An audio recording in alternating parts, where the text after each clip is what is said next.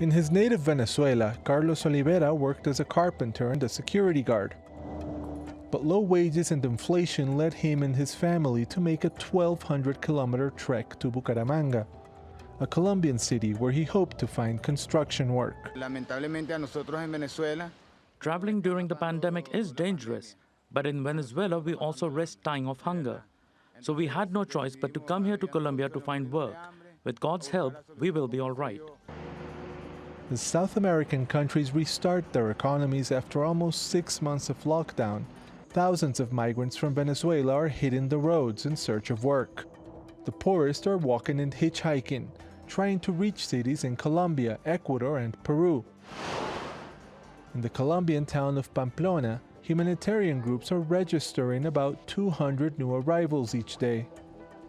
Most have no money for bus tickets. They're hoping to catch rides on trucks that will take them further into the country. I'm pregnant and I've been walking for 15 days. We came here with no money and with only some clothes. As we reach the mountain, this journey gets harder.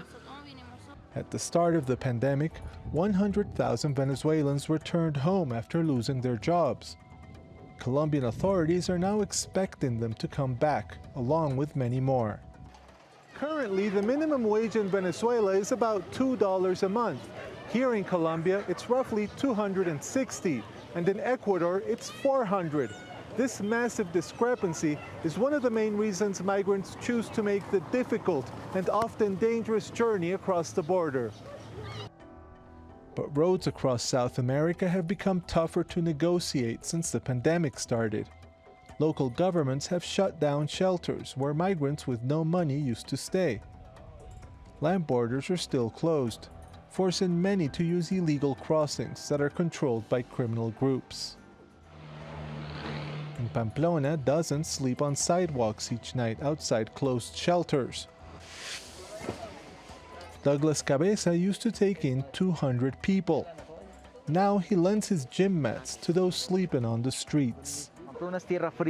Pamplona gets cold at night, so small gestures like this help us to mitigate the suffering of migrants. We want to continue our humanitarian work here because there is a lot of need. According to the United Nations, more than 5 million Venezuelans have left their country in the past 6 years. The pandemic initially slowed down the exodus, but officials expect hundreds of thousands of people to leave Venezuela in the next few months as they try to escape hyperinflation and food shortages. Manuel Rueda, TRT World, Pamplona, Colombia.